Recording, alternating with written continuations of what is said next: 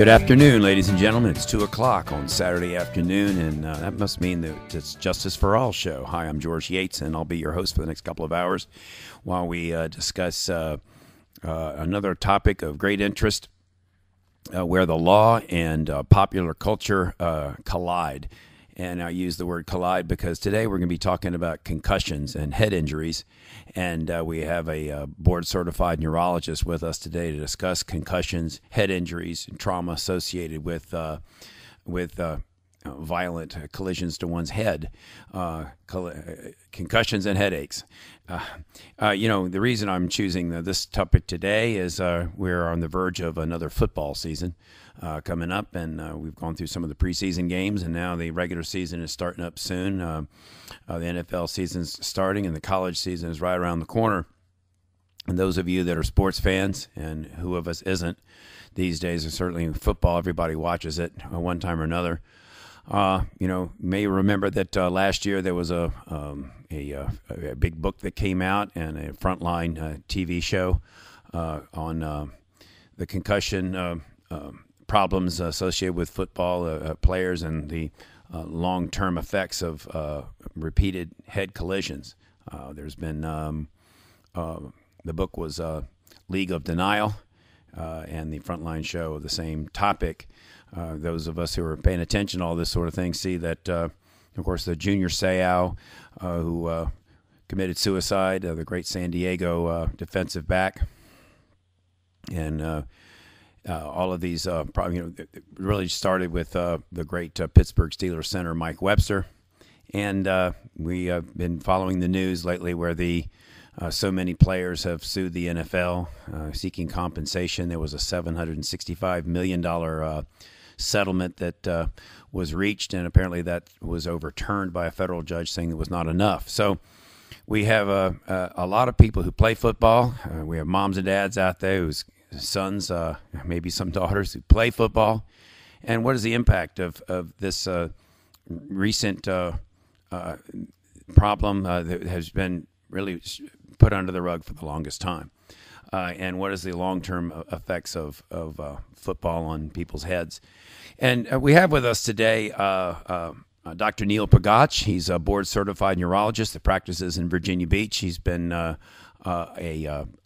head trauma doctor for over 25 years, and he's an expert in these sorts of things. So we would like to welcome him to the show. How you doing, Neil?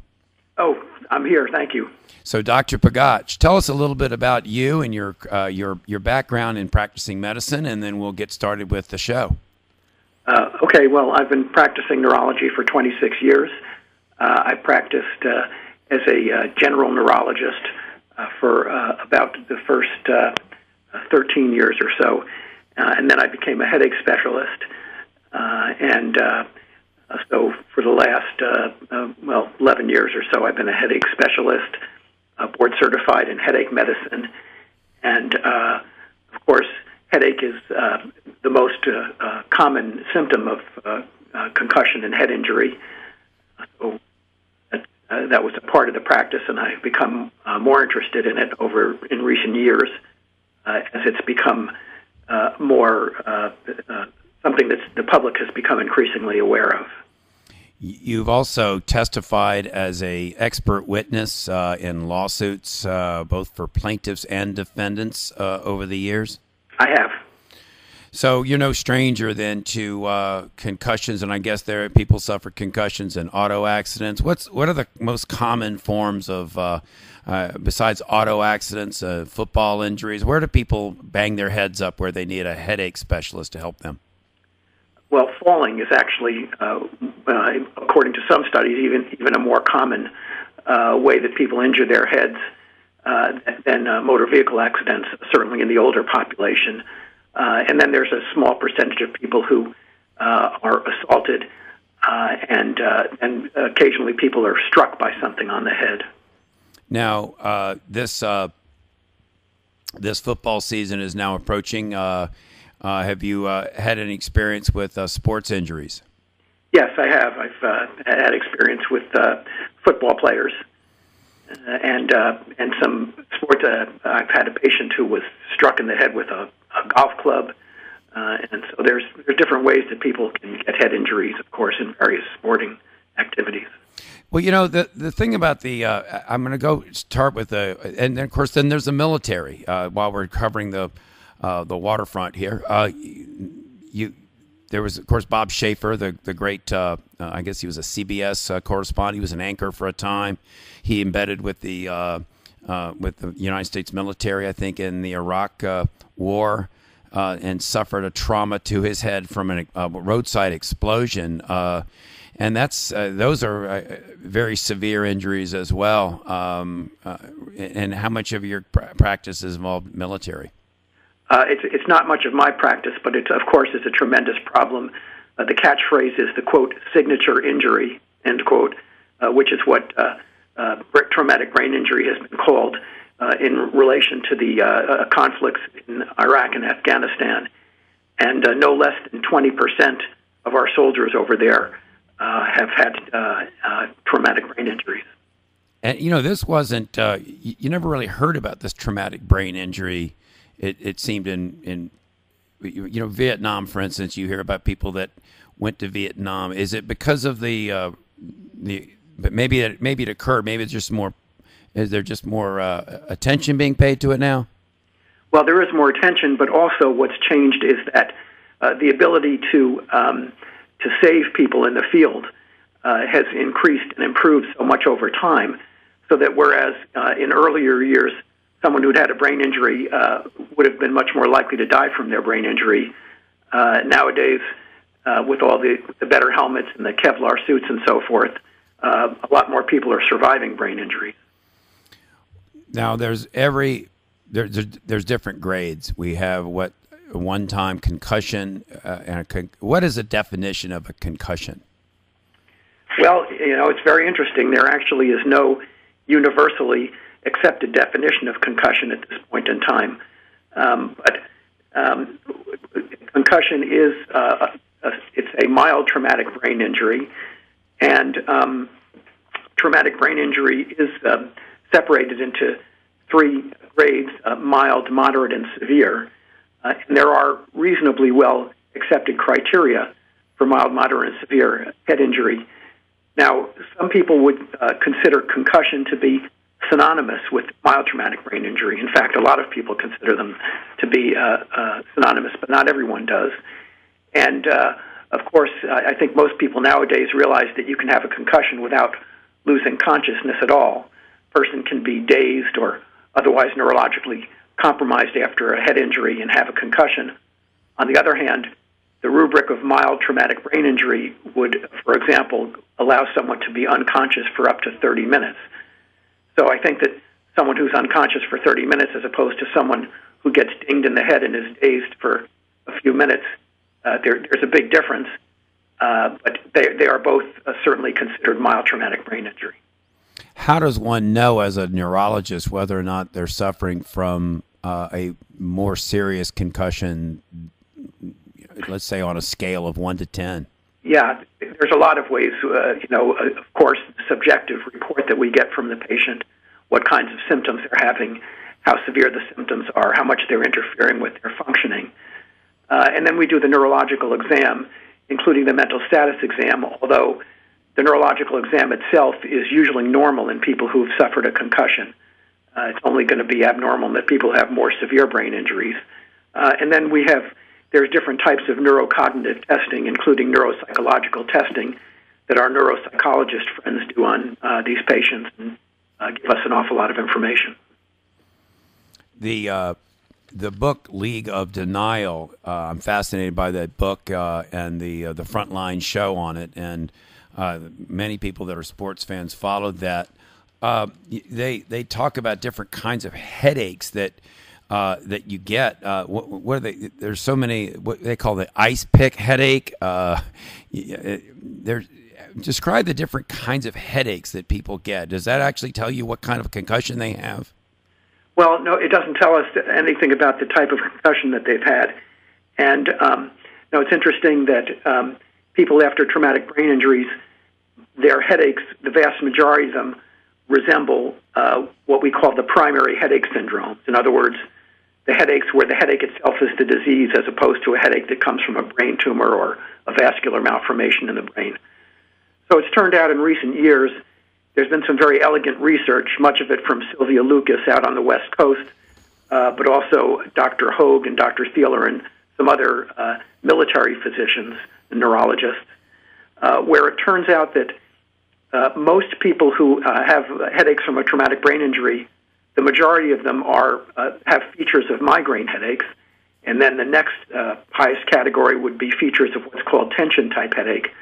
Migraine headache is the kind of headache where a person has that throbbing pain, often on one side of the head, although it doesn't have to be on one side of the head. And we refer to it as a sick headache because people with migraines typically feel nauseated or queasy. They don't want to be around bright light or loud noise or often around people at all. And often migraine headaches are really incapacitating to people, whereas tension-type headache is more the tightness, not really a throbbing, but a pressure sensation across the head. There's not much in the way of light or noise sensitivity and no nausea. And then the ice pick headache that you referred to is these brief stabbing pains, which are commonly seen in people who have other types of headaches, including migraines. Those are and then there's other different various and sundry types of headaches that people get after traumatic brain injury, but those are the major forms. Now, the players that are suing the NFL and a lot of the players that have died and they've had their brains donated and been examined, what is it that a football player over time suffers with his brain as opposed to someone who might just have, let's say, one concussion from a fall? Sure. Yeah, there are some really amazing studies where they've studied college football players by putting something called an accelerometer in their helmets. I believe some of this, at least, was done by Dr. Kevin Guskowitz. He's down in North Carolina, one of the leading researchers in the field of traumatic brain injury, particularly with sports. And what they found in some of these studies is that some of these, even college football players, are taking over 1,000 hits to the head per season. Now, most of these, if not all, in many cases, are what's called subconcussive hits, so that they don't actually get a concussion when they get these hits to the head, and there's no immediate neurological compromise. Of course, many of them are also getting concussions as well. But you can just imagine if that's how many some of these players are getting in one season, people who are playing through high school, college, and professional football, it's just thousands and thousands of hits to the head. And so there have been many cases. You mentioned Junior Seau, other cases of players who had behavioral changes, suicidal thoughts or actual completed suicides, depression, anxiety, explosive personality changes, and, of course, memory problems and dementia. Originally, this was talked about with boxers, the so-called punch-drunk syndrome that Dr. Martland first described in 1928. And then Dr. Bennett Omalu, who was featured quite prominently on the League of Denial show, who was in Pittsburgh. He's now out in California at UC Davis. But he described the first modern case of chronic traumatic encephalopathy in 2005, and then the second case in 2006. And then subsequently, Dr. Ann McKee at Boston University has looked at the brains of over 100 former athletes, mostly professional football players, but also some boxers and hockey players. And over 70 of them have what's been called chronic traumatic encephalopathy. And what she's found specifically in looking at the brains is that the brains have some changes that are somewhat similar to Alzheimer's disease. It's not the same as Alzheimer's disease, but there are some similarities. And these are people who had these behavioral and cognitive problems in life subsequent to their professional athletic careers. Well, this lawsuit that has been filed by, I think now more than 4,500 NFL players have joined in that lawsuit against the NFL. Do they have to actually show have to actually show some symptoms, or are they able to just join in this class action by just saying, I played in the NFL all these years and I'm suffering from some trauma from it? Well, the NFL, they have devised a very specific set of, there's about 3 or 4 specific diagnostic categories that an individual can fit in order to be what's considered, a valid member of this suit. Of course, chronic traumatic encephalopathy at this point in time is only what we call a pathological diagnosis. In other words, the only way you can actually make that diagnosis is to cut someone's brain open. So you can't make that diagnosis while a person is still alive. But if someone has played football in the NFL for many years and they meet criteria for a certain level of dementia, for example, then they are considered someone who is deserving of compensation. We're here on Justice for All on 1650 AM. And my name is George Yates, and I'm here with Dr. Neil Pagach. He's a board-certified neurologist and headache expert, and we're discussing the role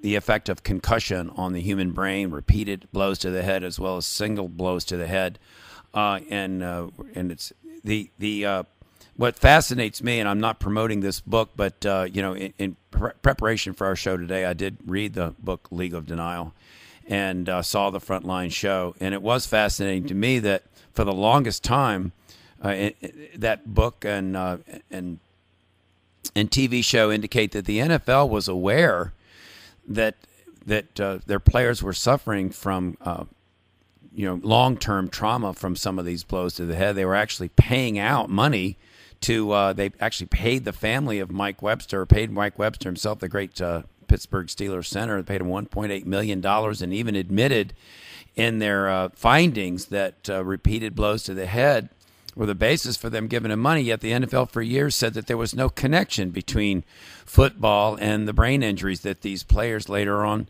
were suffering. And Ann McKee, who you mentioned from Boston University, speculates that perhaps every football player out there at one point or another is going to suffer from this problem.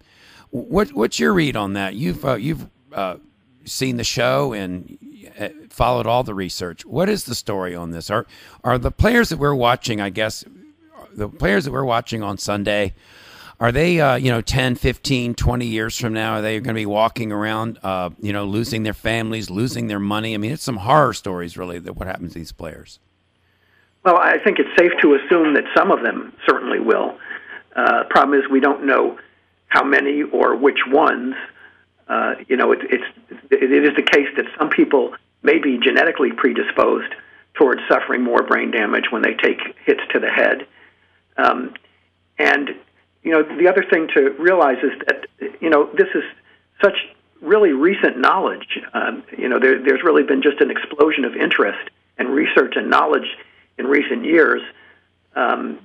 Omalu, of course, had trouble initially getting his work published because of this controversy with the NFL, and it's called League of Denial for a reason. A lot of this was denied originally, but again, one does have to understand that hindsight is 20/20. And for example, one thing that I find amazing is that it was not until 2009 that the NFL actually mandated that if a player had a concussion, they couldn't return to play the same day.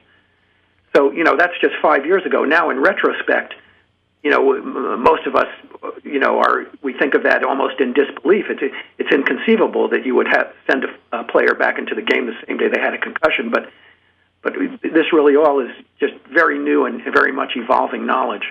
Well, and the players will tell you, and they told the writers of this book that they would come out of the game, they wouldn't even know where they were, and they would know what day it was, and they would be right back in the game again. Right, that's right. Of course, they wanted to play, though. I mean, I think a lot of it is, I think a lot of people will take the approach that, you guys know what you're getting into, you're getting paid to do this, so get back out there and play. Yeah, and it's like, as Dr. McKee says, I think we don't know how many of these players may have these pathological changes of chronic traumatic encephalopathy, but of course, we also don't know what percentage who have those pathological changes necessarily would have had any effect on their behavior or their memory or their cognitive functioning during life. So that this is all still very much being learned about. What is it exactly about our brains that makes them so susceptible to these hits?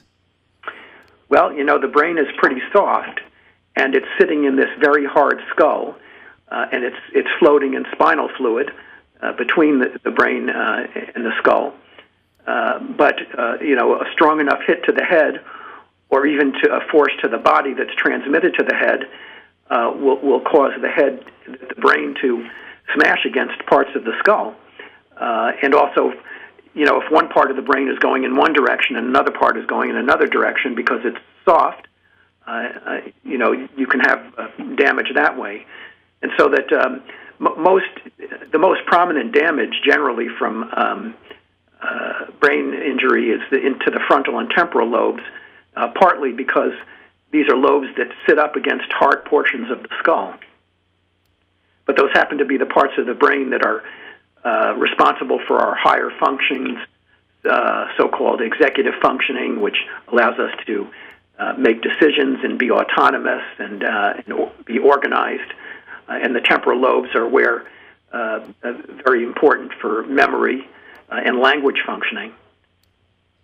How long does it take, let's say, when someone has a concussion and they literally have to come out of the game, or they've taken a fall, let's say, because I heard they use the expression, if you've already been hit, then you're primed for another hit. Your brain is primed to suffer more serious injury if it's not allowed to recover first. What physiologically happens in the brain after a concussion that makes that makes a waiting period necessary before someone can go out and let it get hit again?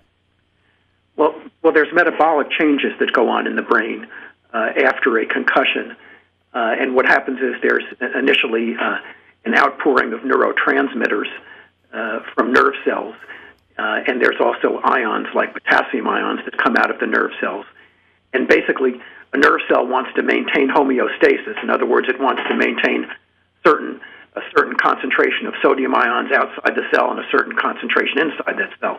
And the way it does that is through various pumps, particularly the ATPase pump. And these pumps they require energy, and that's why your brain requires glucose or sugar in order to maintain this homeostasis. And so the homeostasis is thrown off after a concussion. And there's also a mild decrease in blood flow. And the decrease in blood flow has been shown, at least in animals, that can go on for about 10 days or so. So that the brain is basically, the nerve cells are not functioning optimally. So if they're already not functioning optimally and then you damage them further, it's likely that the person's going to suffer more than they would have if they had not had an injury in the first place. And then, of course, there's reports, about 30 reports or so, fortunately not any more than that, but of this very dramatic, what's called the second impact syndrome, where this has been mostly young athletes, high school players, who had a concussion and then had a second concussion while they were still symptomatic from the first.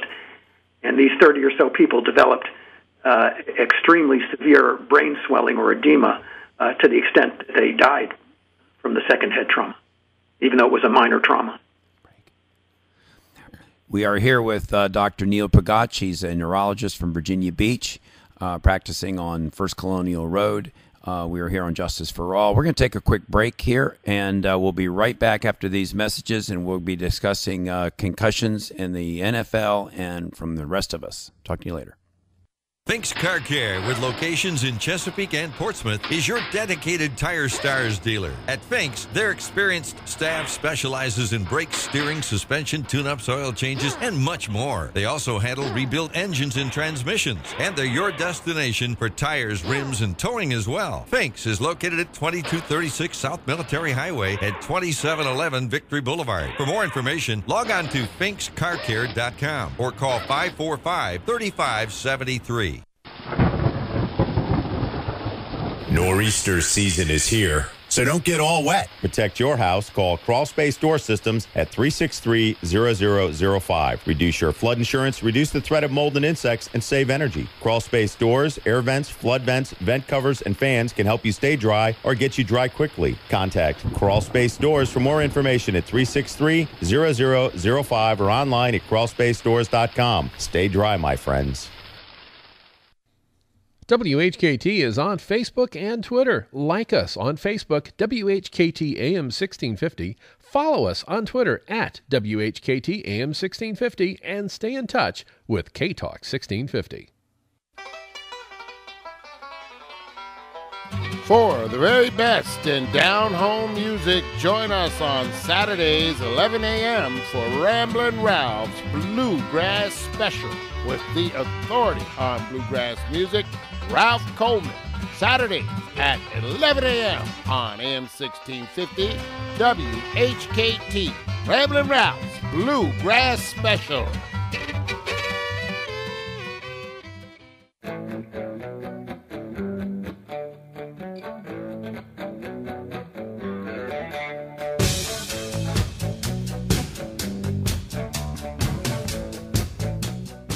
We're back with Dr. Neil Pugach. This is Justice for All. I'm your host, George Yates. We're here for till 4 o'clock today. So we're discussing concussions and headaches and what we can do about them. You were talking earlier about high school players. And I noticed that there was a lot of discussion about the Riddell Helmet Company, or is it Riddell? Does a football helmet, can it do anything to stop somebody from having a concussion or repeated concussions? Well, let me say that I'm not an expert in football helmets, but I think it has been shown that football helmets certainly do help protect the heads of these athletes. But there, too, we're acquiring knowledge. And just very recently, Dr. Frank Canidi in Florida talked about a study that he's done where he found that the currently used helmets don't protect the players from side impact as well as they do from impact that comes from the front or the back of the head. Well, it's big money, and I noticed in the League of Denial book there was all this conversation that Riddell used to. They came out and said that their helmet, the Revolution helmet, cut concussions by 31%, and they allowed their sales reps to go out and sell these helmets by making this kind of promise. So every dad and mom in the country went out and had to have a Revolution helmet, and no other helmets even got sold, I think, during that period of time. And then the FTC came out and investigated and found that Riddell was just flat, making it up, saying that it reduced concussions by 31%. And yet they were allowed to sell this product under this kind of misrepresentation for the longest period of time.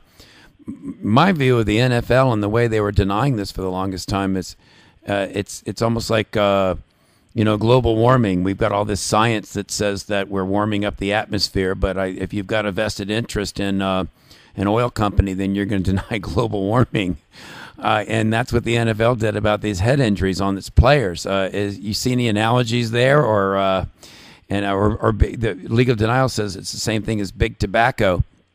And my thought was, as I was reading this book, as I've thought about this, and you're a doctor and you're a scientist on this, how in the world is it that we can get scientists that can come out and just say one thing or another depending upon who's paying them? Well, it just seems like the ethics of it just bothered me so much that the NFL had a position, and so they got people to come out and say that the science was on their side when it seemed that the science was clearly on the side of the fact that these repeated head injuries were causing the brain injuries to these players. Right. Yeah. I mean, I couldn't possibly comment on what these individuals were thinking at the time who were publishing studies where they asserted that repeated brain injuries weren't or repeated head injuries weren't causing brain damage. And again, as you say, I mean, if someone has a vested interest, it may bias the way they perceive the same scientific data. And also, this was going on at the time when all of this knowledge about brain injury, particularly mild brain injury, was evolving. There is certainly some feeling nowadays that the physicians who are evaluating these team players should no longer be actually paid employees of the team, but should be independent from the team itself. Yeah, because that was the real problem, wasn't it? I mean, somebody's coming off the field, and if you're Bill Belichick and you want your player back in the game, you tell the doctor to clear him and send him back in the game, and the doctors would clear him and send him right back in the game. And there was lots of anecdotal evidence of that sort of thing going on. And I guess my question is really one that we've all known about for years. I mean, if you go into a lawsuit, you're going to have an expert on one side saying one thing, and you'll have an expert on the other side sometimes saying a completely different thing. And it's up to the jury, I guess, to decide, which expert is, really the one that's the most believable, has the best case. You've testified on both sides. Let's talk about litigation a little bit.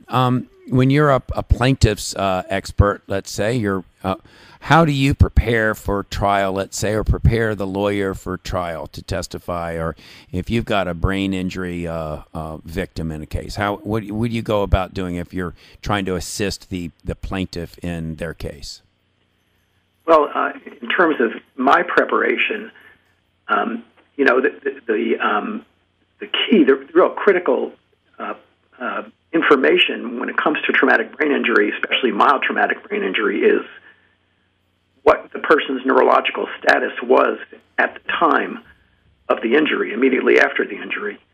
And so one is often reconstructing what happened, and one does not always have great history in the medical record, so that it's really a pretty painstaking process, and it can be difficult to know exactly what was going on at the time.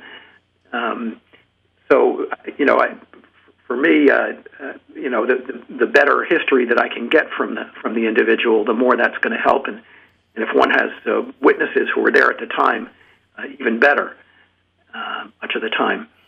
As far as, I think you asked about preparing the attorney, and I think there it's, education. I think in terms of when I'm helping out an attorney, regardless of which side they're on, just like when I'm talking to a jury, what I'm trying to do is just educate people about the different facets of traumatic brain injury and how it can affect a person.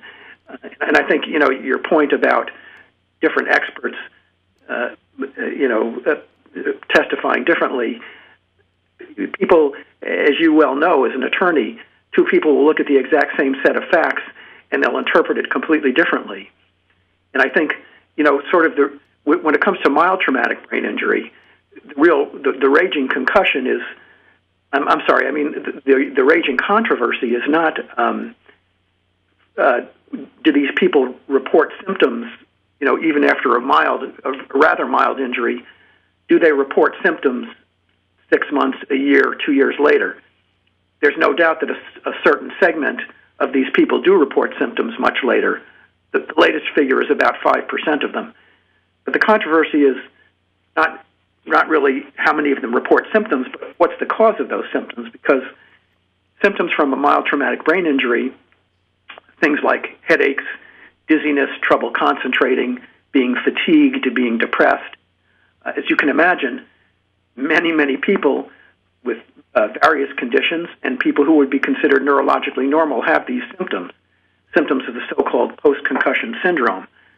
So that when people, well after a very mild injury, are reporting such symptoms, two different experts, one expert would look at them and say, well, yes, this is from a physiological injury to the brain itself. Another expert will look at it and say, well, this might be from some kind of psychological issues the person's having, or pain or trouble sleeping that's making them feel fatigued, or they're just having headaches, like a large segment of the population gets headaches without having had a brain injury, of course.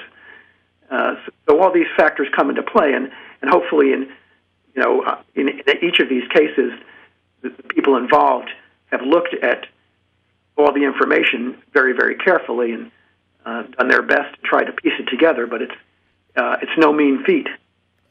Yeah, because if somebody is suffering from depression, they might have suffered from depression prior to the head injury, and so if somebody was never depressed before the head injury and then suffers great depression afterwards, so you need to.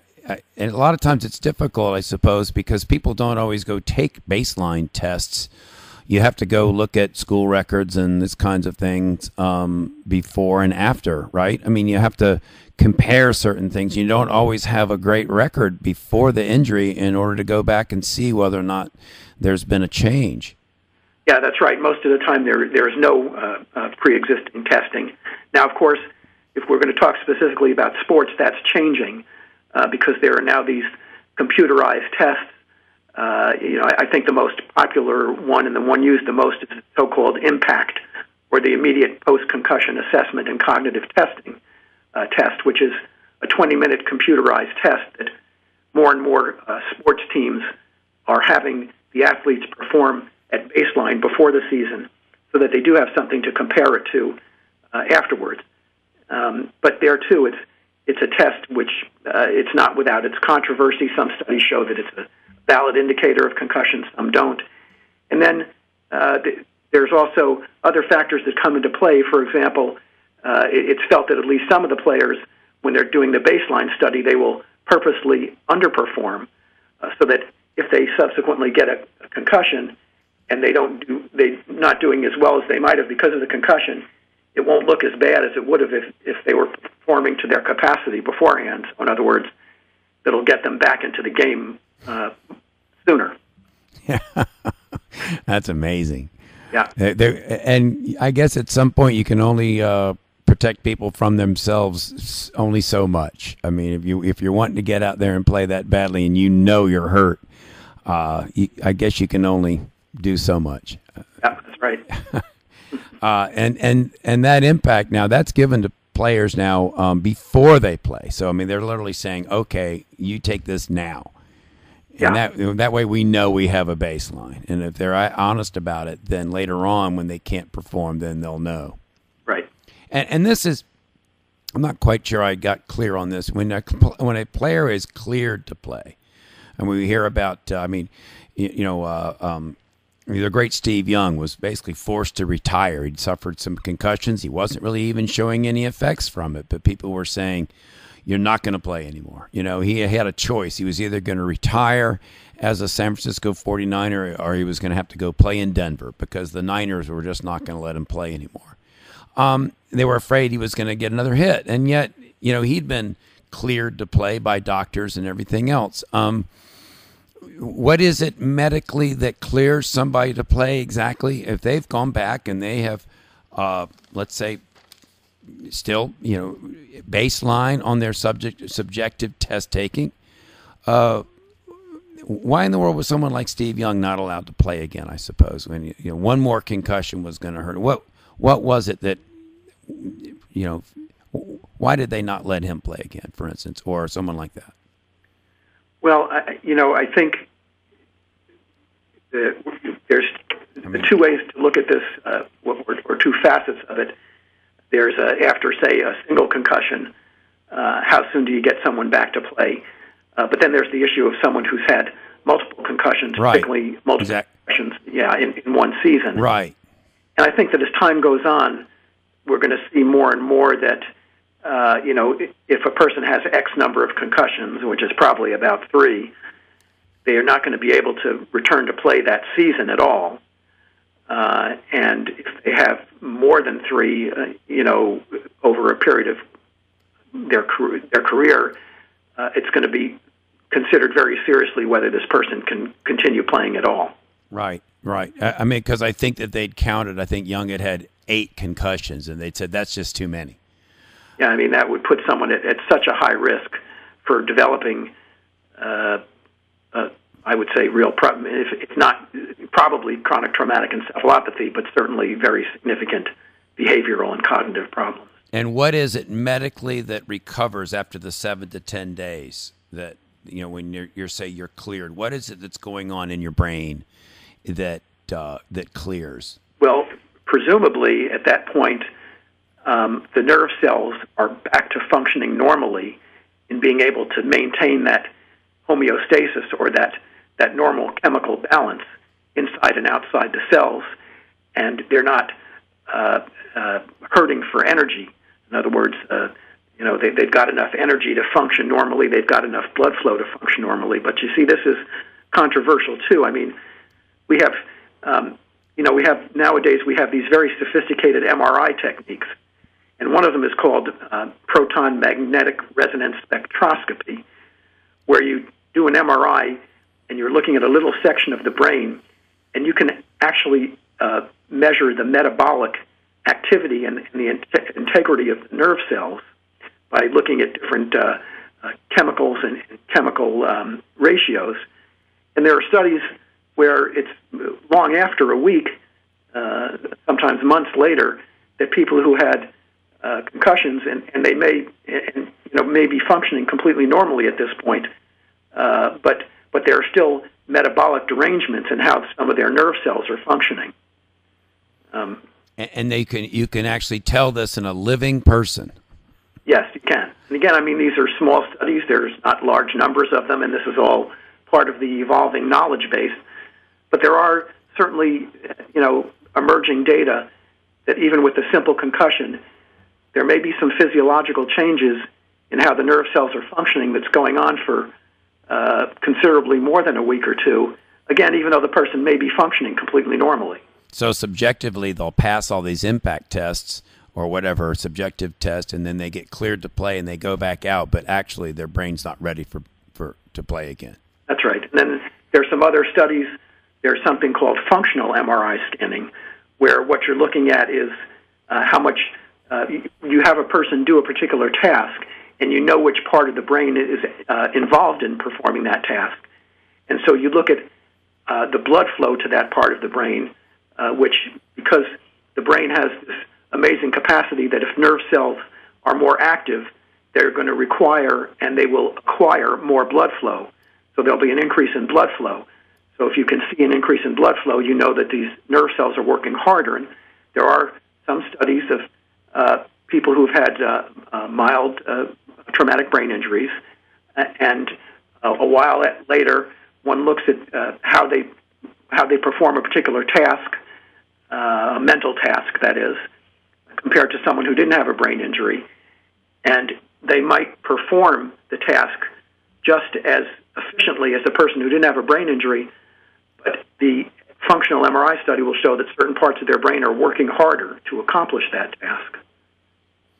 The test that you talk about that you can actually test to see whether or not physiologically something is going on in the brain, that's just in the research stage, you're saying right now? I mean, that's not commonly used.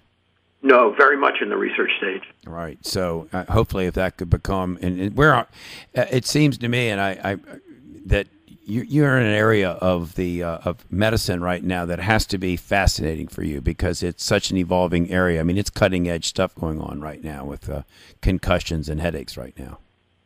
Well, it is, and there's just been this absolute explosion of interest and knowledge, which is going at a incredibly fast pace. Well, we have so many people playing football. I mean, and we have the NFL, and we have so many. We have the military and the head injuries that we've seen, an explosion of head injuries with the wars that we've had, and just people falling. Now, you say the most head injuries you see are really from falls. Is that more than even from auto accidents? Well, it depends on the study you look at, but yes, according to the CDC, it's a somewhat higher percentage. And that would be older people maybe who've lost their balance, or younger people, or how is it that people, you mean just accidental falling, whether it's just falling down the steps or being pushed over and banging your head? Yeah, and that's all age groups, although it is the case that older people are going to be more prone. But according to the CDC, it's 35% injuries from falling, 17% from motor vehicle accidents, 17% from being struck by an object, 10% from assaults, and then 21% are unknown causes. The vast majority of concussions, now a concussion and a mild traumatic brain injury. Those are synonymous, right? Is every concussion considered a mild traumatic brain injury and vice versa? Well, there again, some people will tell you yes. A lot of researchers would say they are. But some researchers would say a concussion is certainly a mild traumatic brain injury, but not every mild traumatic brain injury is a concussion. So again, remember that to be considered a mild traumatic brain injury, a person could lose consciousness for up to 30 minutes. They could also, for up to 24 hours, have no ability to form any real new memories. So they could be disoriented and confused for a full 24 hours. They could be, at the time of the injury, they could have what we'd call a Glasgow Coma Scale score of 13, which would mean, for example, they could be speaking in very confused speech, more than confused, I mean, just inappropriate type speech. And again, that person, compared to someone who got dinged in the head and was dazed for 5 or 10 minutes, both of those, that would be your concussion. So both of those are considered mild traumatic brain injury.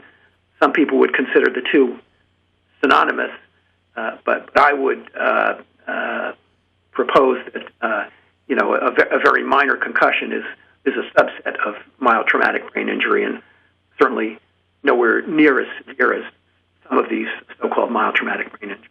What percentage of concussions or mild traumatic brain injuries, if we're going to use them kind of interchangeably here back and forth, but what percentage of them resolve and where the person suffers no long-term effects? Again, it's a raging controversy. Sports, interestingly, in sports concussions, the overwhelming majority of the literature would show that within 7 to 10 days, at least 90% of sports concussions are completely resolved, whereas in the civilian population, and I suspect in the military population, it would be a smaller percentage. But again, I would say the weight of the literature would say that in general, with mild traumatic brain injury, somewhere in the 3 to 6 month period of time is where the symptoms fully resolve. There are, without a doubt, people who have longer-term persistent symptoms, and again, the controversy is what exactly is causing the persistence of these types of symptoms over time. Well, now, somebody that suffers memory loss, what kind of memory loss are we talking about? Is it just from a few hours? Can people lose whole days of memory? What's your experience with people with memory loss after a head injury? Well, the initial memory loss that we refer to as post-traumatic amnesia, of course, varies with the severity of the injury. Post-traumatic amnesia can consist of what's called retrograde amnesia, which means the person has the head injury and then they're not able to remember what happened for 5 or 10 minutes before the injury, or an hour before, or a day before. And that tends to shrink over time, so that if initially they had no memory for a full day before, over time they might remember the earlier events of the day and remember a little bit more leading up to the injury. And then the anterograde component of the post-traumatic amnesia means that immediately after the injury, the person is not able to form new memories.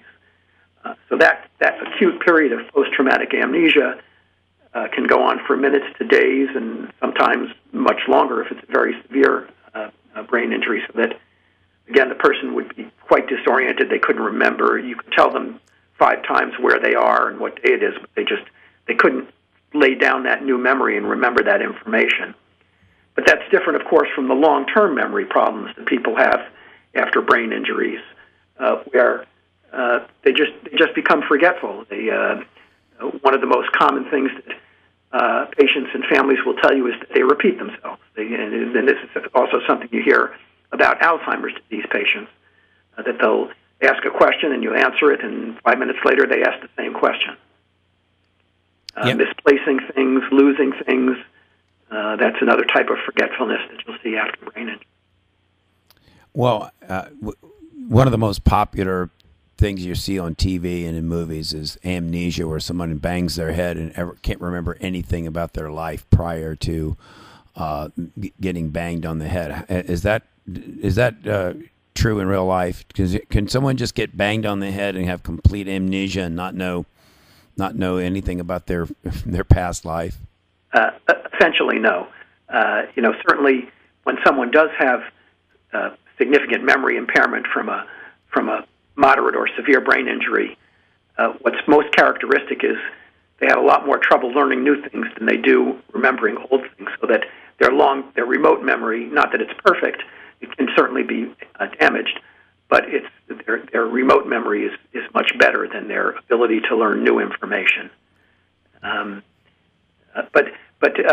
Certainly the Hollywood type of amnesia. I mean, people who have a very mild concussion don't forget their names or who their wives are, or very what we would call overlearned biographical information. Well, one does not forget those except in extremely severe head injuries. Oh, really? God, because there have been a lot of great movies based on that. What was that Sandra Bullock movie? Like While You Were Sleeping, right? While You Were Sleeping, and the whole family thinks that she's his fiance, and he wakes up and, oh, you're my fiance? That's not true. God, you've really popped a bubble. Now I thought that was. Oh, it's too bad. Gosh. All right, so amnesia's never happened. It can't. That's how did Hollywood make that whole thing up? Well, I think they probably, like a lot of other things, they just they exaggerate. They might take a real phenomenon and exaggerate it for whatever reason. Oh, okay. All right, well, we're going to take a short break here. We're with Dr. Neil Pagach. She's a board-certified neurologist. And we've been talking about concussions and our brains and our head injuries, and we're going to have another hour here with Dr. Pagach, who's it's been a lot of fun so far. So we'll be back in just another minute of messages here, and this is Justice for All with George Yates. Fink's Car Care, with locations in Chesapeake and Portsmouth, is your dedicated Tire Stars dealer. At Fink's, their experienced staff specializes in brakes, steering, suspension, tune-ups, oil changes, and much more. They also handle rebuilt engines and transmissions, and they're your destination for tires, rims, and towing as well. Fink's is located at 2236 South Military Highway at 2711 Victory Boulevard. For more information, log on to finkscarcare.com or call 545-3573. Nor'easter season is here, so don't get all wet. Protect your house. Call Crawl Space Door Systems at 363-0005. Reduce your flood insurance, reduce the threat of mold and insects, and save energy. Crawl Space Doors, air vents, flood vents, vent covers, and fans can help you stay dry or get you dry quickly. Contact Crawl Space Doors for more information at 363-0005 or online at crawlspacedores.com. Stay dry, my friends. WHKT is on Facebook and Twitter. Like us on Facebook, WHKT AM 1650. Follow us on Twitter at WHKT AM 1650 and stay in touch with K-Talk 1650.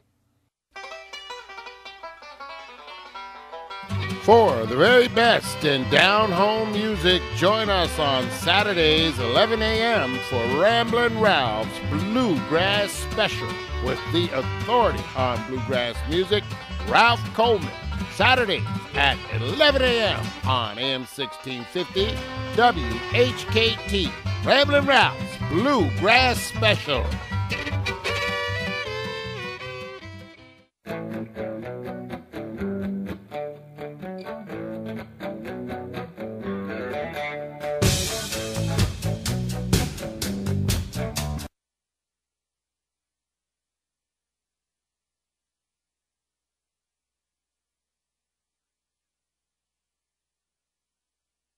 on a city street, and the medical examiner said the death was the result of a police chokehold. CBS's Mark Albert is in Staten Island. Demonstrators here want the district attorney to charge the officer seen on videotape putting his arm around Eric Gardner and then taking him to the ground. They want justice. They want police officers retrained in the use of force. Police Commissioner William Bratton has already pledged that there will be retraining for the officers on the force.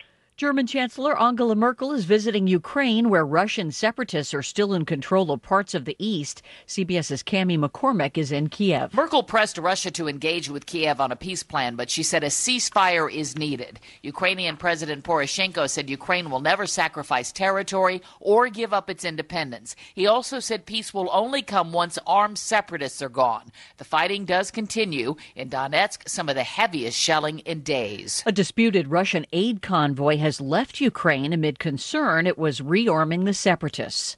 Iceland's aviation industry is on high alert now that a volcano has started erupting.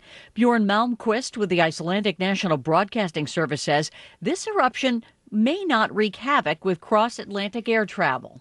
As long as there's water and magma interaction, there's going to be a lot of ash and explosions, but it's probably not going to be of the same kind as 2010. They think it's not going to have the same effect. This is the last day of President Obama's summer vacation, and Islamic State militants are likely to be the focus of his attention when he returns to Washington. I'm Peter Mayer on Martha's Vineyard. Officials are opening the door to the possibility of U.S. military action against Islamic State terrorists inside Syria. The group's brutal execution of reporter James Foley and the wider potential threat to U.S. interests are driving the national security team's consideration of further options to take on Islamic State, possibly inside Syria. There's a big birthday celebration at Washington's National Zoo. Baba, it's her birthday. 3.5-year-old Chloe McCorkle is excited to be here at the National Zoo to celebrate Bao Bao's first birthday. I love her very much. Chloe's mom says the little girl has been following the cub since it was born. The giant panda keepers had a tough time waking up little Bao Bao for her birthday celebration. She's a little slow to wake up in the morning, and that proved to be true, birthday or not. And as part of a Chinese ceremony today, Bao Bao got to choose from 3 wishes for her future. Brandy Smith with the zoo. First chose long life, then she moved on to good health, and as we're watching now, she's taking down many cubs. Kathy Stewart for CBS News, Washington. Everyone can watch the zoo's most popular residents on the giant panda cam. This is CBS News. Today is the day you switch to Rite Aid for one simple reason. Wellness Plus, the card that gives you credits you can use like cash. Plus, discounts that only members get. Plus, 20% off almost the entire store. Plus, that's for a whole year. Plus, rewards that start today and pile on every time you shop. So, if you're tired of missing out on all the pluses only Rite Aid delivers, visit RiteAidWellness.com to sign up and learn more today about Wellness Plus. Rite Aid. With us, it's personal. I try to put myself out there, but it seems they're all the same, just telling me what I want to hear. Don't fret. You can find your car insurance soulmate. It's easy at Geico.com. You can pay your bill, manage your policy, and you could even save some major cash. If we could reach through the computer to pull your chair out for you and give you a kiss on the hand, we would. Because you deserve to be in a happy, healthy car insurance relationship. That's what life is all about. For a free rate quote, visit Geico.com. In San Francisco, getting clean on the road. A bright blue Munibus has been retrofitted to offer showers for the homeless thanks to the nonprofit Lava Me, a play on the Spanish word for wash me. You get a towel, and inside the towel is a scrubby. Lava Me travels around the city and plugs into fire hydrants, offering up to 130 showers a day. Among the regular users is Kelly Hall. You know, I've been going to the shelters for a long time, and it can be quite a wait for a shower. Lava Me's mission is to offer dignity, one shower at a time. Margie Schaefer, CBS News, San Francisco. Mark David Chapman has been denied parole in his 8th appearance before a parole board in New York. The man who shot and killed John Lennon appeared before the board this week. He shot the former Beatle outside the Dakota apartment building on December 8, 1980. He was sentenced to 20 years to life in prison after pleading guilty to second-degree murder. Pam Coulter, CBS News. Let's talk for a moment about owning gold. We all know that the federal government can print more dollars, but they will never be able to print more gold. That's why Americans like you are adding precious metals to their retirement accounts to improve their purchasing power. Our friends at American Bullion have created a comprehensive free gold guide packed with unbiased information about how easy it is to add physical gold and silver to your IRA or former 401k. They have a precise, tax-free, and hassle-free system that can convert portions of your existing IRA or former 401k into a gold IRA. It's all spelled out in the free Gold Guide, written in plain and simple English. American Bullion makes owning gold fast and easy. It takes as little as 10 minutes on the phone to get the facts about owning gold. Call 800-429-5844. 800-429-5844. Be sure and ask for that free Gold Guide. Call 800-429-5844.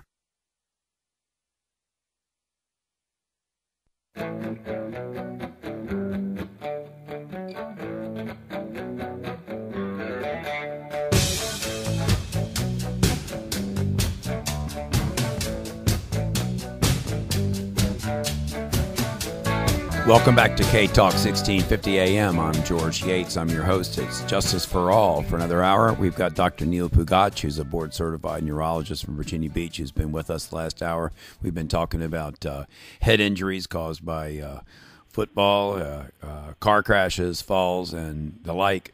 And Dr. Pugac is a headache expert. I got a question for you about headaches. I think that headaches are the worst thing that can happen to any of us. You talk about the sick headaches. I have a question for you. It's a personal question that probably has nothing to do with concussions or particular head injuries, but it has to do with altitude headaches.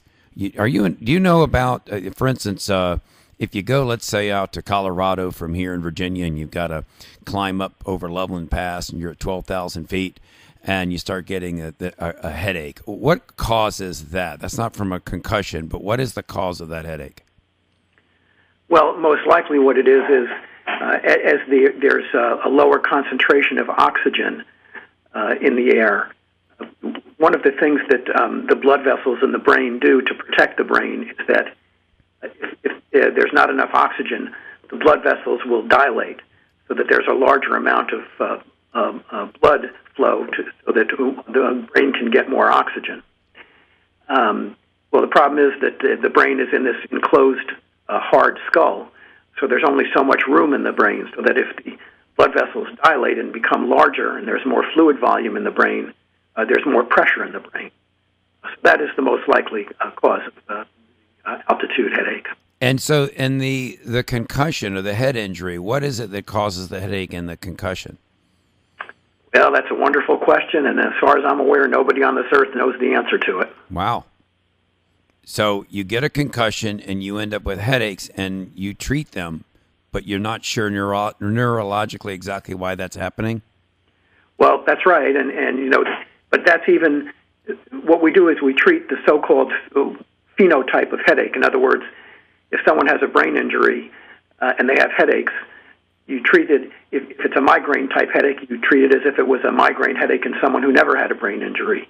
If it's a tension-type headache, you treat it the same way you would treat a tension-type headache in someone who didn't have a brain injury. But just like with brain injury, although we have tremendous knowledge about these headache types, including migraine, we still really don't know with absolute certainty what causes even those entities.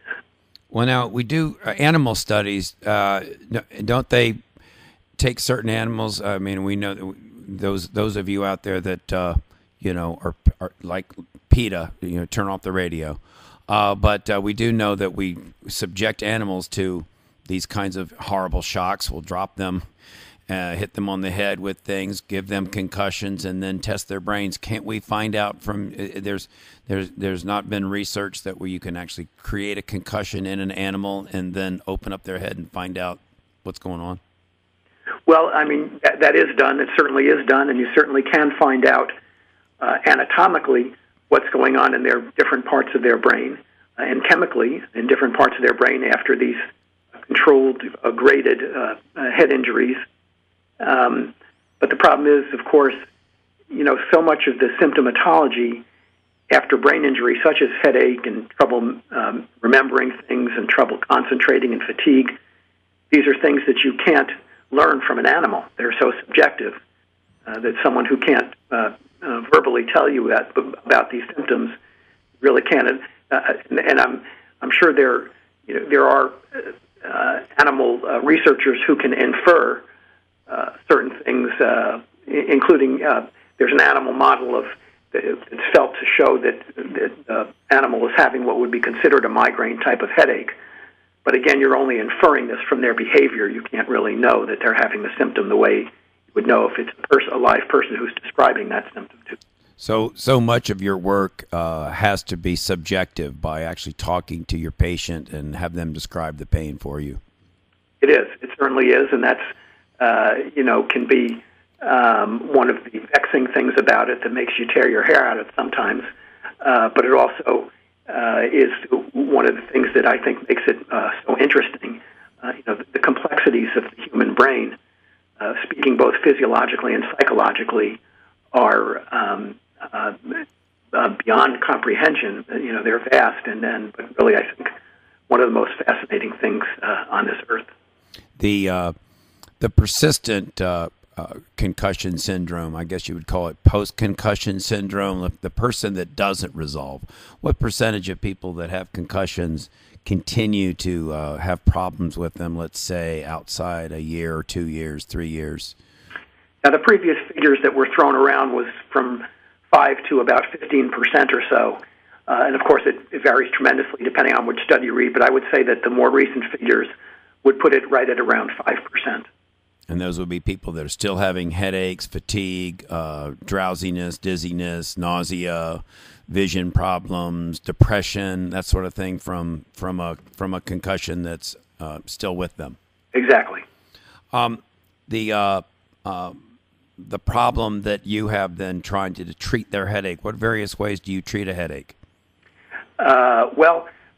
Again, the majority of the post-traumatic headaches are migraine-type headaches, and we have really some wonderful treatments, especially in the last 15 or 20 years for migraines. We have two approaches. We talk about abortive medicines. Those are the medicines that the patients take just on an as-needed basis because they're trying to abort a headache that has already started. But then with people who get fairly frequent headaches, we have different medications that we use to prevent the headache. So we use preventive medications. One of the big sort of bugaboos about chronic headaches and chronic migraines is that if people use abortive medications on more than 2 or 3 days a week, and they do this continuously after a period of months or years, a very substantial number of them can end up with worse headaches than they would have had if they were taking no medication at all. It's something that most people who have heard of this phenomenon have heard of it called rebound headache. Nowadays we call it medication overuse headache. So we, with such patients who are having such frequent headaches, we have many preventive treatments. Interestingly, we don't have a drug available at this point in time that was developed with the purpose of preventing migraine headaches. But it turns out that certain antidepressants, certain epilepsy drugs, and certain blood pressure medications prevent migraines and some other types of headaches, like tension-type headaches. And then in recent years, we've had Botox injections, which for chronic migraine or people who are having migraines chronically for 15 or more days per month, actually a very substantial number of them respond to Botox injections. Wow. And there are some different procedures that we can do, certain nerve blocks that are done, and then some of the more newer and more techniques that are reserved for people who have the absolute worst headaches. There are certain stimulators, electrical stimulators, where one can implant electrodes in the back of the head and the front of the head and stimulate peripheral nerves. And these are things that can actually work very well to prevent headaches. And then we also have some physical techniques, things like acupuncture and physical therapy sometimes help prevent headaches. Relaxation techniques, biofeedback, progressive muscle relaxation, cognitive behavioral therapy are also proven methods of preventing headaches. And then we have some so-called nutraceuticals, so that there have been some number of small studies that show that taking magnesium, for example, every day, or an herbal preparation called butterbur, these are things that for a significant number of people can help prevent their headaches. I'm here with Dr. Neil Pugac. I'm on K-Talk 1650 AM. This is George Yates with Justice for All. Dr. Pugac practices in Virginia Beach on First Colonial Road. He's a headache expert, as well as a board-certified neurologist. The post-traumatic stress disorder has become a a term that's in the news a lot lately with our returning soldiers from Iraq and Afghanistan. How often does head injury and concussion relate to post-traumatic stress disorder, if at all? It does relate. There's certainly a higher incidence of post-traumatic stress disorder, or so-called PTSD, in people who've had brain injuries, including mild brain injuries. And it's interesting, a while back, people thought that if someone had a severe brain injury, they couldn't have PTSD because one of the components, the cardinal components of PTSD, is that the person has intrusive memories about the injury or the event, where they would really rather not remember it, but they can't help remembering it. And if someone had a very severe brain injury, of course they don't remember the injury itself. But that's been subsequently disproven, that people still can have some kind of intrusions and thoughts about their injury. And it's a big problem, of course, with the veterans returning from Iraq and Afghanistan. There's this 20% incidence of traumatic brain injury, but also a very high incidence of post-traumatic stress disorder, of course, even in people who didn't have brain injuries, but certainly it's a higher percentage of people who have had brain injuries that have the PTSD. And there's overlap. That's another part of the challenge of seeing such people, is that some of the symptoms of PTSD can be things like trouble concentrating and trouble sleeping, so that these are some of the symptoms that a post-concussion syndrome also causes. So it becomes somewhat complicated. What effect does prior drug use or have on somebody that, I see when you're trying to, like you just said, there's a lot of this overlapping thing. You've got somebody that might be suffering from PTSD and then, and of course, the post-concussion syndrome. How often do you also try to figure out what somebody's other lifestyle choices were prior to the injury to determine what cause that might have to their current problem? Well, you're always trying to figure it out. You're always trying to get as much so-called pre-morbid or pre-injury history as you can. And it's certainly the case that there are risk factors for developing or having a brain injury, and substance abuse is one of them. Males are actually about twice as likely to have a traumatic brain injury than females, although interestingly, that's really a prevalence issue. In other words, males are a lot more likely to be in situations where they'll get head injuries. But on the other hand, if a male and a female are both take the same hit to the head, there's some data, some research, particularly from soccer studies, that would suggest that women are actually more likely to suffer a concussion from a head hit than a male, or to have more severe concussion symptoms. And there are certain age groups under the age of 4, or adolescents 15 to 19, or elderly people over the age of 75 more likely to have brain injury. Of course, the older people are more likely to fall down. People who've already had a brain injury in the past are more likely to have more severe symptoms from a brain injury. And there are some other risk factors as well. I'm going to talk about car crashes for a little bit. Have you dealt with people who've suffered from concussions from car accidents? Yeah, that's really the majority of the concussions that I see. Oh, really? And how does that happen? What's generally the how do they end up with the head injury from the car crash? If they're wearing a seatbelt or have airbags, I thought that eliminated a lot of that head injury stuff now. Well, I'm sure it has eliminated a lot of them, but there are still situations where the person, for one reason or another, can end up striking their head on the windshield or the steering wheel or the side window of a car, or the person is thrown in the vehicle. So, or I had one situation where someone was exiting from a vehicle and something heavy that was in the back of the vehicle flew forward and struck the person in the head. So there's still a lot of ways that someone can have head injuries in a motor vehicle accident. There are, of course, motorcycle, motor scooter accidents where the person might be wearing a helmet, but still they're obviously far less protected than someone inside an enclosed vehicle. And what are these people, and what is the general result with someone that suffers a head injury in a car crash? Well, and there too, it's all across the spectrum. You have some people who have very minor concussions, and they recover quite quickly.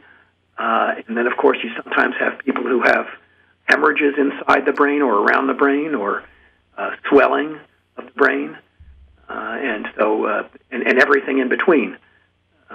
So it just really depends on the severity and the nature of the injury.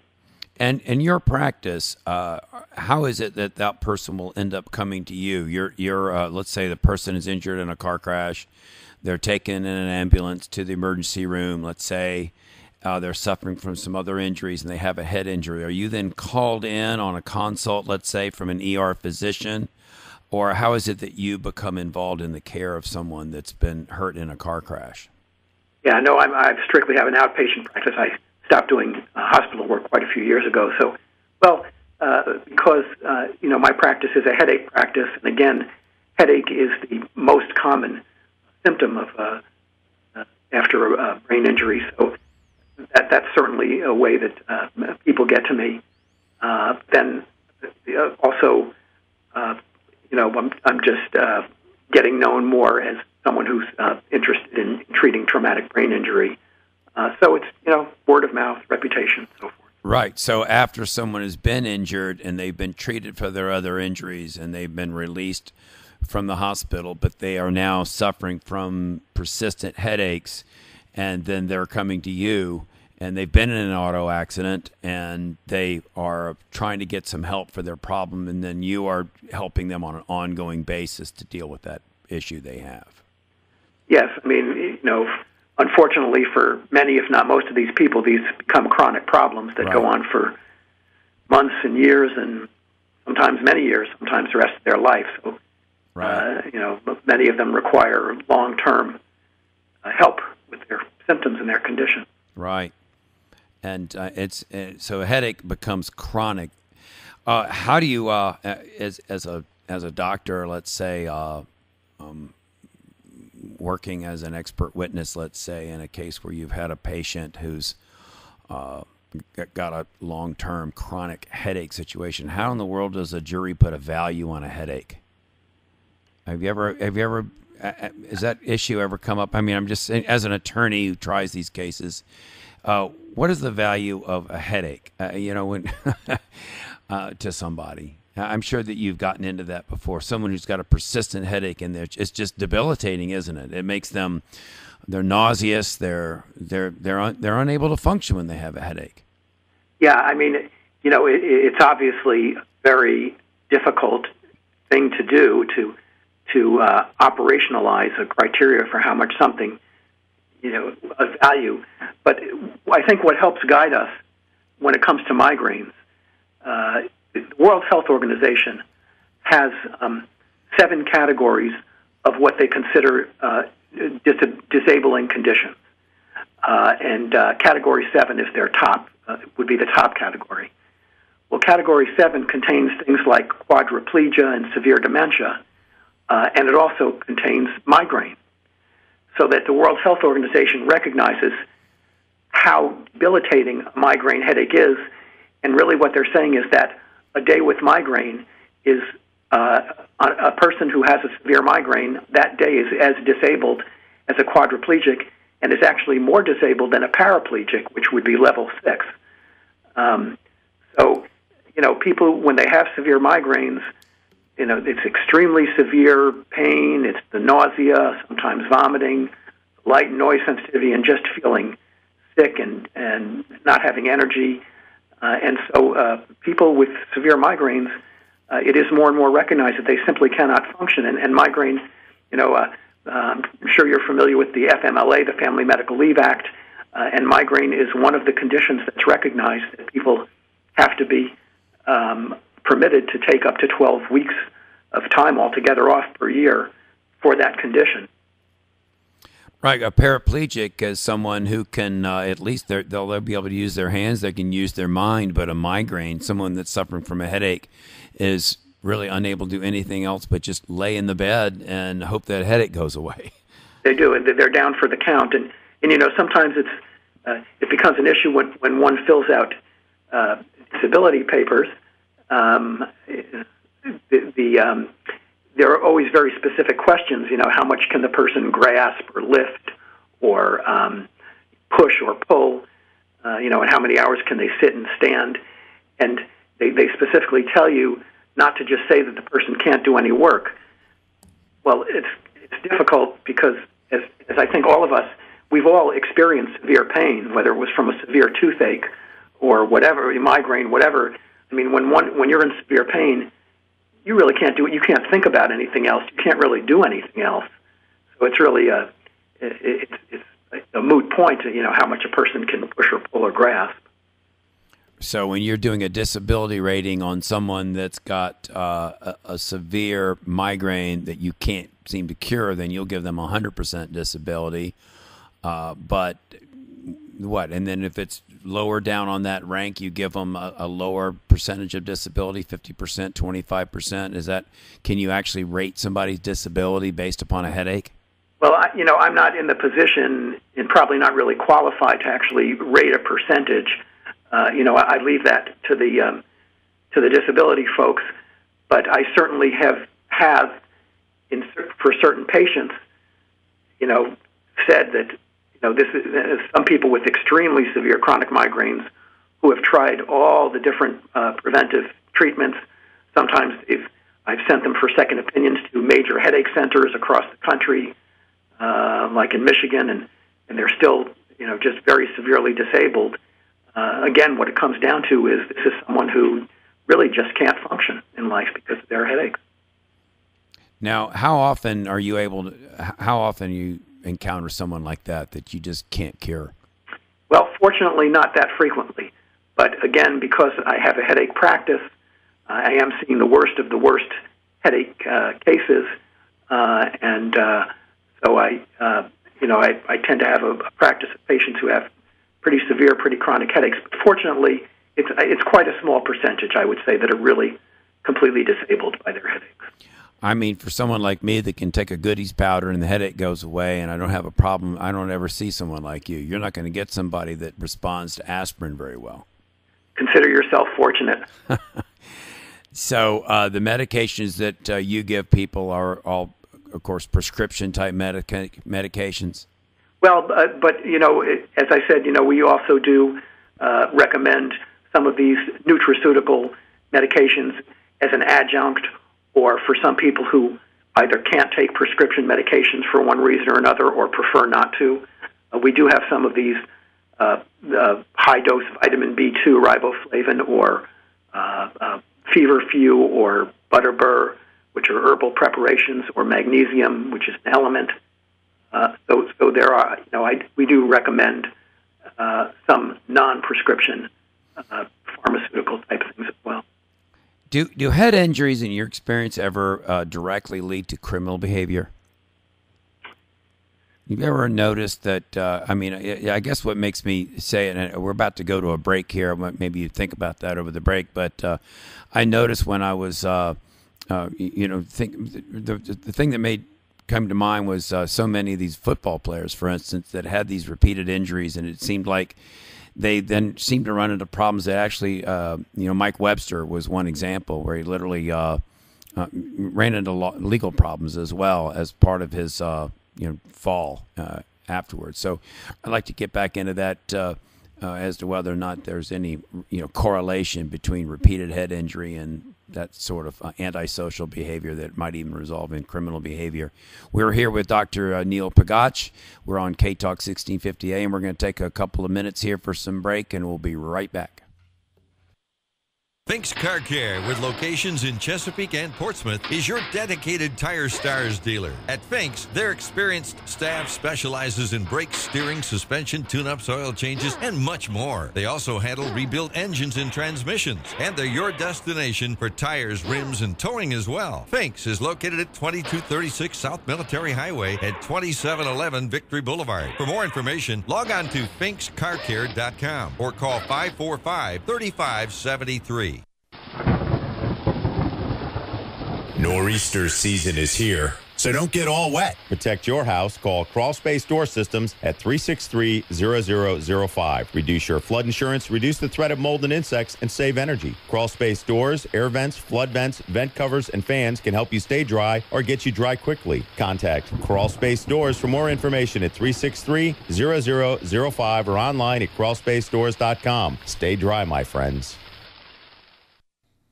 WHKT is on Facebook and Twitter. Like us on Facebook, WHKT AM 1650. Follow us on Twitter at WHKT AM 1650 and stay in touch with K-Talk 1650. For the very best in down-home music, join us on Saturdays, 11 a.m. for Ramblin' Ralph's Bluegrass Special. Update, I'm Pam Coulter. Kill a cop, go to jail. Kill a cop. With some chanting "Killer Cop," demonstrators marched through the streets of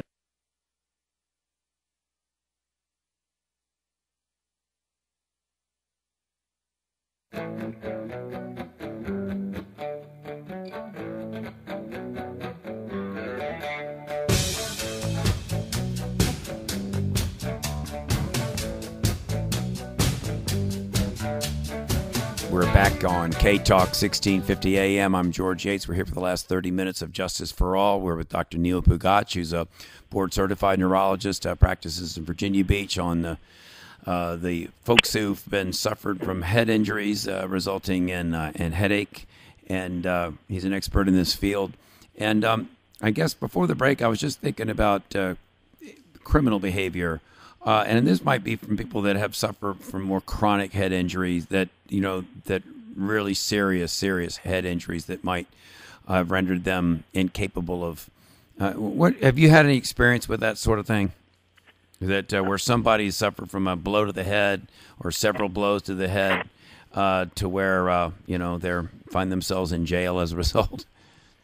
I've not really had much personal experience. But I think the way to think about this is if one understands something about how the frontal lobes function, it helps to understand this. So that one of the frontal lobes of the brain is the part of the front part of the brain that I think really, I would say, separates man from animal. And it's our higher order functions, our ability to think abstractly, but also things like social comportment, and also what's called inhibition, so that one might have certain impulses to do things, but the frontal lobe inhibits them and says, "No, you don't do that. You don't go punching someone out because they looked at you the wrong way," for example. Right.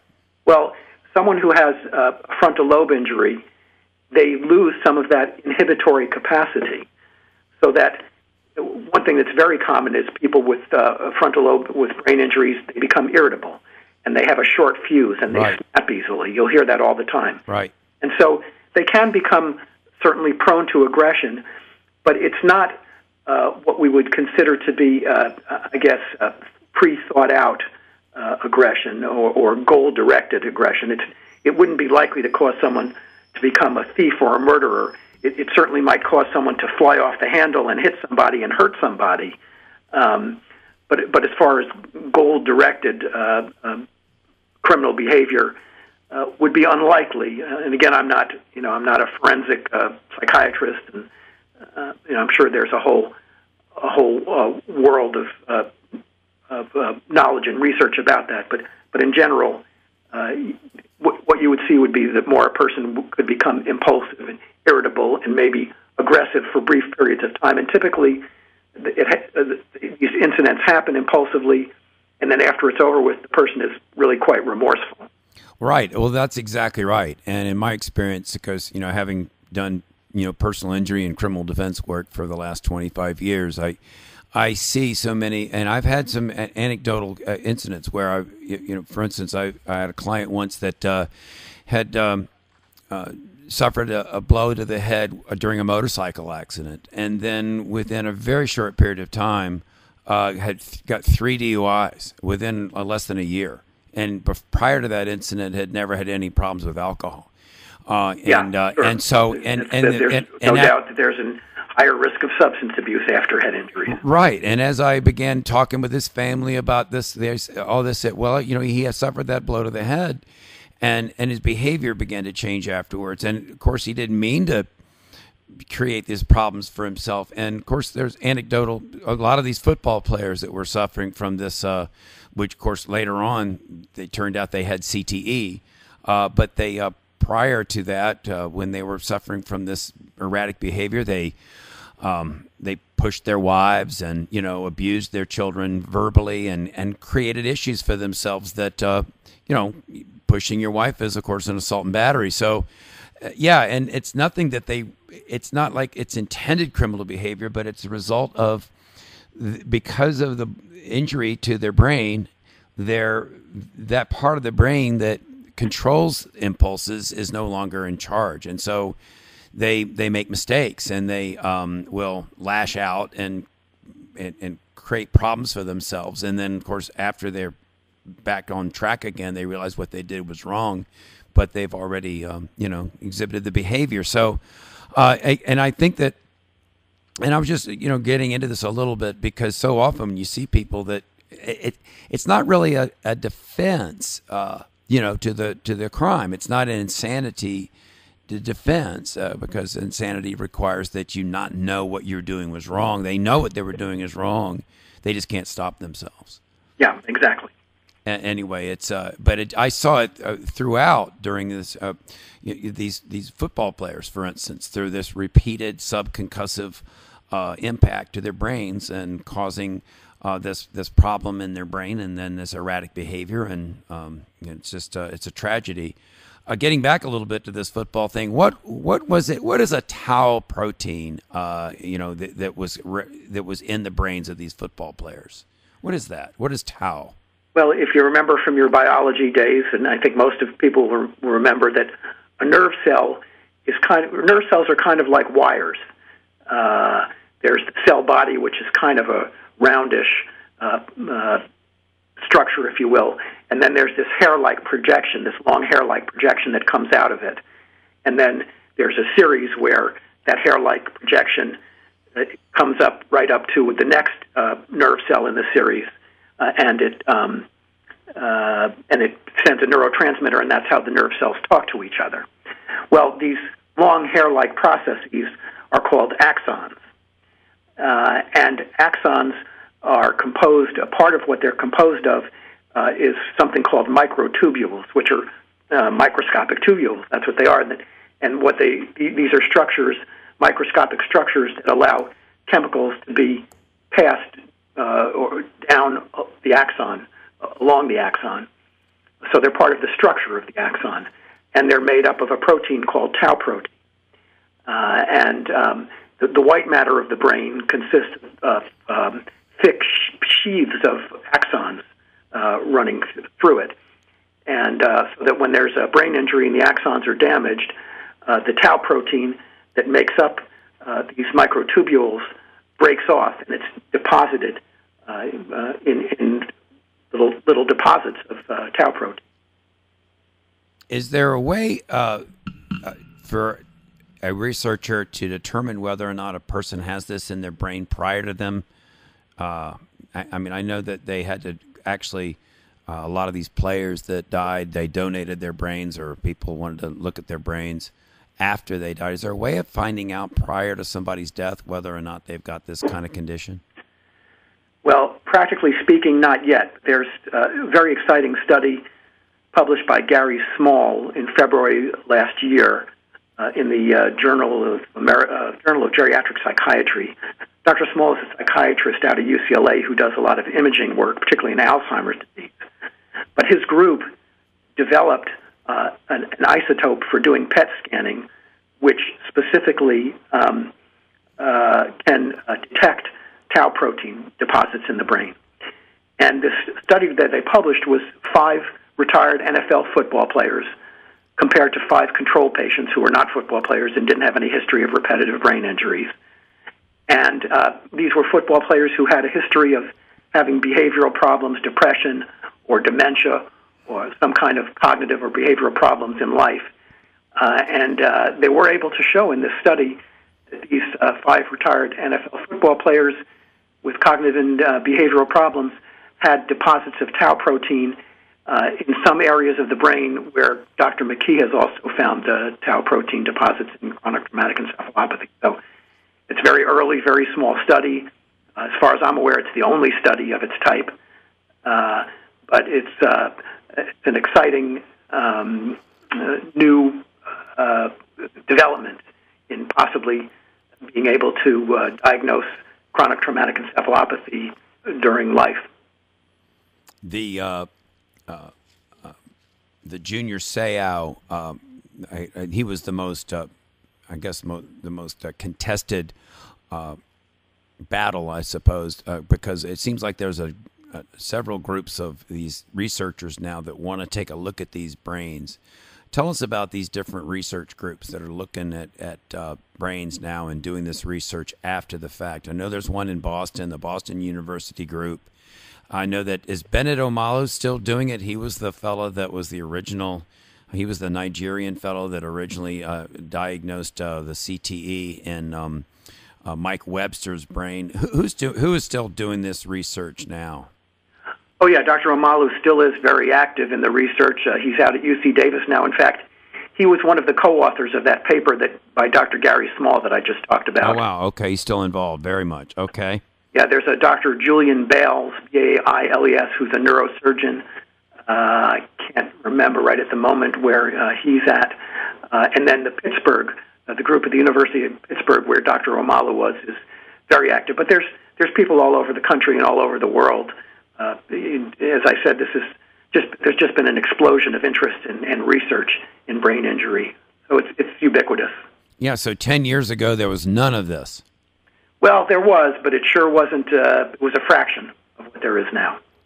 So what's the future of this, in your opinion? Well, I think a big part of the future is imaging. These imaging modalities, like the magnetic resonance spectroscopy, diffusion tensor imaging, which we didn't talk about, which is a new technique, but it's now becoming something that's utilized in practice as opposed to before I was talking about the functional MRI scanning. That's really not quite in practice yet with traumatic brain injury. But diffusion tensor imaging is an MRI technique where basically the MRI machine uses the diffusion of water molecules to determine predominantly white matter damage. I was talking about these sheaths of wire-like projections, the axons in the white matter of the brain. So if you can imagine lots of thick wires stacked up next to each other, there's movement of water molecules throughout the body, including in the brain, but the water isn't free to move in any particular direction. It's guided by the tissues, and so these axons guide a lot of the water molecules along the direction of the axon. But if the axon is damaged, the water is free to move in other directions. It's more free to do so. And diffusion tensor imaging is an MRI technique which uses that direction and the magnitude of the diffusion of the water molecules to create pictures. It's used to create what looks like an anatomical picture of the white matter. And so one can see where there's been breakdown of the axons. And this is now being used conventionally. Even in Virginia Beach, one can get diffusion tensor imaging. And so that's just one of many techniques, PET scanning, as I was talking about with Dr. Small, and magnetic resonance spectroscopy. These are what are going to allow us to be able to see, and I think that's really a big part of the reason why so much interest in traumatic brain injury and mild traumatic brain injury has occurred in recent years is because we can now, before very recently, you had to just guess. There was no way of knowing what the actual effects were on the brain of these mild injuries. So more and more there are techniques available where we can actually see and know what's going on, not just structurally, but chemically in the brain after an injury. Well, now these techniques, this imaging techniques that you've just described, when would you use them specifically? I mean, like, would you use them on every single person? Like, for instance, just have someone come in let's say someone's coming into your office and they've got a persistent headache. Would this help you doing this kind of imaging to perhaps solve their problem? Well, no, it won't really help necessarily specifically in designating a treatment. But certainly if someone comes to me and they've had a brain injury and they're having persistent symptoms, not just a headache, but other symptoms that would suggest that there's been significant amount of brain damage. If I order an MRI scan for someone who's had a brain injury, every time I will always order the diffusion tensor imaging with it. Okay, so that's what the diffusion tensor imaging. That's right. Yeah. There's another new technique that's available, relatively new. It's called susceptibility weighted imaging, or gradient recalled, called T2 star, gradient recalled imaging. These are two similar techniques on MRI scanning where you can see when there's so-called traumatic axonal injury, or what's in the past it's been referred to more as diffuse axonal injury. We now know that axonal injury can be just in small parts of the brain, not throughout the whole brain. But one thing that happens in brain injury is that these axons they can become chemically damaged, and then they break. Or if it's a severe brain injury, there can actually be shearing, mechanical shearing of the axons. And if that happens, there can be teeny tiny hemorrhages around where they break in the brain. And it's not something that you can see on conventional images, but on these susceptibility weighted or T2 star images on the MRI scan, you see these little tiny areas of where there's iron deposits from tiny hemorrhages, which you can infer were a result of a traumatic axonal injury. So that's another technique that is relatively new, but it's now available. What's fascinating to me as I go through some of this research and is the term mild that's always tagged to it, mild traumatic brain injury. And do you find that maybe it's not so mild? I mean, for someone that's been suffering from this kind of problem for a long time, at what point does the word mild seem to, diminish or minimize actually what's going on with somebody that's suffering from this problem? Yeah, I mean, I think that's gets right to the heart of the matter about mild traumatic brain injury, and I think that eventually the category of mild traumatic brain injury is going to, I think there's no doubt that there will be subcategories of mild traumatic brain injury because, what's at one end of that spectrum, the very mildest of minor concussions, and what's at the other end of the spectrum where someone might have been unconscious for up to 30 minutes and might have had no ability to form any new memories for a full 24 hours. There's a big difference. It's a big spectrum.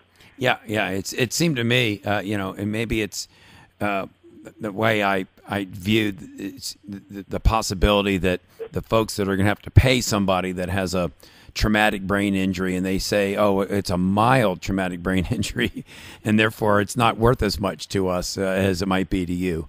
But the way some of these mild traumatic brain injuries are described to me, they're not mild at all. It's a very major traumatic brain injury. If it's going to be still causing, headaches, migraines, nausea, dizziness, all the kinds of problems. It's just my 2 cents worth. I'm not a doctor, but that mild doesn't seem to be the right description for some of the effects that these people have had from these injuries. Yeah, well, no doubt many people would agree with you there. And again, the research studies up to date and ongoing, all these people are being lumped together across the spectrum of what's called mild traumatic brain injury. And again, I think as the research goes on and the knowledge base increases and things are more fine-tuned, I think that we'll see these people will be segmented out and so studied in smaller subsets. Something that I think we discussed this, the military is really on the cutting edge of a lot of this right now, aren't they? Because of the problems that we've had with our recent wars. Tell us about what the military is doing for our soldiers, sailors that suffer from brain injuries, and how are we dealing with this problem in the military right now, as far as you know? Yeah, I mean, much of the best research about traumatic brain injury, of course, is coming out of the military now. And, I'm not personally part of the military or involved, But I do know that, that they have a number of so-called centers of excellence, and they've committed themselves tremendously to studying and treating these traumatic brain injuries. And in fact, the definitions that the most recent and I would say the most universally used definitions for mild, moderate, and severe traumatic brain injury now was developed in 2009 by the VA and the Department of Defense in conjunction with the American Congress of Rehabilitation Medicine. So that, there's, my understanding is there's really tremendous commitment on the part of the military to research and to treat these people.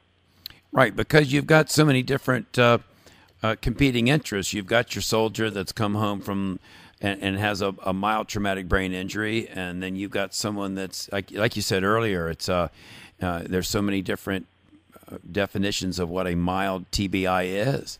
And there needs to be some kind of and I think that what you're discussing is something that's established kind of a protocol, right, for how they're going to section out the people that have the less serious injuries from the more serious injuries so that we can do a better job of treating people. Yes, they do have very specific protocols. And again, I think that, one of the points there, though, is the overlap of symptoms. People coming back from Iraq and Afghanistan have lots of reasons to have post-concussion type symptoms, whether they had a brain injury or whether they've got PTSD or whether they're depressed. And one thing that's very interesting is that people coming back from those conflicts have even if there's never been any brain injury or even necessarily post-traumatic stress disorder, they have a significantly increased risk of suffering migraine headaches than the general population. So there's a lot of things that overlap with traumatic brain injury, and again, it becomes quite complex. The part of the show that we started with, the fact that football players and other contact sports participants are getting, let's say, long-term effects from repeated blows to the head. The big question all along is why doesn't everybody have long-term effects from repeated blows to the head? And I know that's a question you really can't answer, I suppose, but I mean, isn't that the question that the NFL is asking? I mean, and I think that the tobacco companies were saying the same thing. Somebody can smoke, I guess, cigarettes from the time they're 15 and live to be 90 and not get lung cancer. And then someone else gets lung cancer, and so someone says, well, it must not have been the cigarettes because this person over here lived to be 90. And you can turn on the TV on Sunday and see let's say, Mike Ditka. He'll be on TV on the CBS or whatever channel he's on. And you see Mike Ditka, and you go, well, now Mike Ditka took a lot of blows to the head in his years as a Chicago Bear. So he doesn't seem to have brain injury because he's doing a great job on TV. So how do we figure out who's going to suffer these problems and who isn't? And isn't that the big problem going forward with contact sports as to whether, mom or dad should let their kid play football? Yeah, and I think, unfortunately, we're awfully far away from knowing what makes somebody more likely to suffer the effects of these hits. And, what little bit of knowledge that I'm aware of is there is a protein called ApoE in your body. And in the brain, the function of that protein is to transport lipids, including when a cell is injured, the membrane around the cell is made up of lipids. And so the ApoE transports lipids back to repair damaged membranes. And depending on your genetic makeup, there are 3 different forms of ApoE. There's 2, 3, and 4, and there is some evidence that if one has more of and of course every person has 2 copies, not one. So someone who has either 1 or 2 copies of the number 4, ApoE4, so-called allele or gene, is more prone to, for example, getting Alzheimer's disease than someone who doesn't. And there is some evidence, but it's controversial, that someone with those number 4 alleles on their ApoE protein are more likely to suffer the effects of a blow to the head. But just like, we don't know why, I guess some people can go to Burger King every night for their life and never have a heart attack, and some people eat extremely healthy and vegetarians, and they get heart attacks. So I think there's a lot of, mostly genetics. So are we able to do a genetic test then to determine whether somebody might be more susceptible to Alzheimer's? Can we do that? Can we do that now? If you're talking about a genetic type test, it would be that ApoE test, but... Was that a blood test? It is a blood test, yeah, okay. and it would give you some idea. So you can take a blood test now and perhaps find out whether or not you'd be more susceptible to, let's say, getting dementia from blows to the head from playing contact sports? Well, it's not, no. I mean, again, there's some evidence that this would make someone somewhat more susceptible, but it's not without controversy, and I don't think it's to the point where it would have any real clinical usefulness. But we're really only about 10 years into this study. I think, 10, 15, 20 years from now, we're going to know a lot more about this as to who's at risk and who isn't, I would guess. That's fair to say? I would think so. As rapidly as science and knowledge is progressing, I would think so. Yeah. So, and what about now the brains of the football players that have had problems? They've got this CTE. It looks very similar to Alzheimer's, but it has some distinctions. And then there's also, but their brains look very similar to the brains of boxers. Isn't that fair to say? Yeah, I think that, in the boxers, in these, for instance, that Ann McKee has studied, the changes are similar to what's seen in the football players. Sure. And then what is it that you see in an Alzheimer's brain that's similar to this? Well, in Alzheimer's, you have what's called plaques and tangles. And plaques are, we talk about neuritic plaques, which are basically they're degenerated nerve cells. And they have a very distinct appearance under the microscope. I'm sorry, those are tangles. That's what we call the neuritic tangles. And then plaques are little round deposits of amyloid protein, which is another protein in the brain. Now, in chronic traumatic encephalopathy, you have the plaques, you have the tangles, but there's only about a third of them have the plaques. So they're similar but not the same. And also the distribution. These tangles in chronic traumatic encephalopathy, they tend to be in more superficial layers of the brain, whereas with Alzheimer's disease, they're a little bit deeper in the brain. And they're also a little more patchy in chronic traumatic encephalopathy, where they're more diffusely placed or distributed in Alzheimer's disease.